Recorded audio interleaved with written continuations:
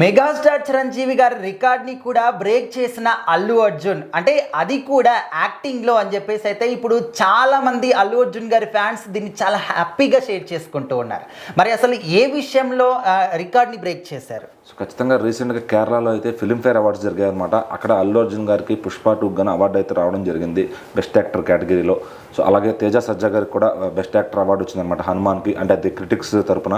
So ఈ పుష్ప 2తో వచ్చిన అవార్డుతో కలిపి ఆయనకు మొత్తం 7 ఫిల్మ్ఫేర్ అవార్డులు అయితే వచ్చాయన్నమాట యాక్టర్గా.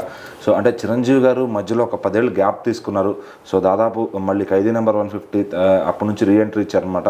ఆ తర్వాత ఆయనకు అన్నీ కూడా ఇంకా కథకి సంబంధించిన చూస్తున్నారు తప్ప ఆయన ఇంకా యాక్టింగ్ అనేది అప్పుడుతోనే అంటే అంతకుముందు సినిమాల్లాగా యాక్టింగ్ చేయట్లేని పేరు చిరంజీవి గారికి అయితే వచ్చింది.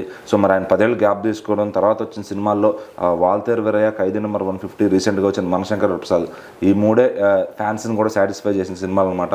సో ఆయన తీసిన 6 సినిమాల్లో మరి 3 సినిమాలు కొంచెం నిరాశనే చూపించాయి. మరి ఇక్కడ అల్లు అర్జున్ గారు మాత్రం ఆయన సినిమాకి ఎదుగుతూ ఒక ఇదిగా వస్తున్నారు. అయితే చిరంజీవి గారు ప్రైమ్ టైంలో ఉన్నప్పుడు మరి ఆయన సాధించిన రికార్డులు, ఆయన ఇది చేసినవి ఎవరు కూడా టచ్ చేయలేదన్నమాట.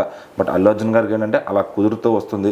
సినిమాకి అప్డేట్గా కథను మాట్లాడుకోవడం కానీ, యాక్టింగ్ మాట్లాడుకోవడం కానీ. సో ఇప్పుడు చాలామంది సోషల్ మీడియాలో ఏం మాట్లాడుతున్నారంటే, అంటే అల్లు అర్జున్ గారు అంటే గిట్టని వాళ్ళు, సో అవార్డులు అనేవి ఎప్పుడో అమ్మకానికి వెళ్ళిపోతున్నాయి, సో నిజంగా యాక్ట్ చేసిన వాళ్ళకి అవార్డులు రావట్లేదు అని చెప్పి కూడా చాలామంది అయితే కంప్లైంట్ ఇస్తూ ఉన్నారు. సో మరి ఇది కొనుక్కుంటే వచ్చిందా లేకపోతే ఆయన కష్టం మీదే వచ్చిందా అనేది ఉన్న వాళ్ళకే తెలుసు అనమాట, ఆ జ్యూరీలో ఉన్న మెంబర్స్కే.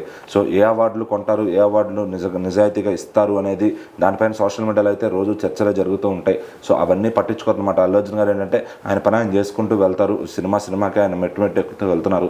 సో మరి అవార్డులు ఆయన వరిస్తూ ఉన్నాయన్నమాట. పుష్ప 1కి నేషనల్ అవార్డు అయితే వచ్చింది. మరి పుష్ప 2కి వస్తుందా రాదా, సో దానికి ఏంటి కేటగిరీస్ ఉండాలి, దానికి ఏమేమి ఇది ఉండాలి. సో మరి ఆ మధ్యన ఆయన జైలుకి వెళ్ళడం, అక్కడ నుంచి కొంత బ్యాడ్ నేమ్ అయితే వచ్చిందనమాట. మరి ఇప్పుడు పుష్ప 2కి నేషనల్ అవార్డు ఇస్తే కొంతమంది నుంచి విమర్శలు అయితే కంపల్సరీ ఎదుర్కోవాల్సి వస్తుంది. మరి పుష్ప 2 రిజల్ట్ నేషనల్ వైడ్గా ఎంత ఊపేసిందని నాకు తెలిసిందే. సో మరి ఇప్పటికైతే ఫిల్మ్ఫేర్ అవార్డు వచ్చింది, తర్వాత అది ఇంకా ఏ అవార్డులు అందుకోబోతుంది పుష్ప 2 అనేది ముందు చూడబోతున్నాం.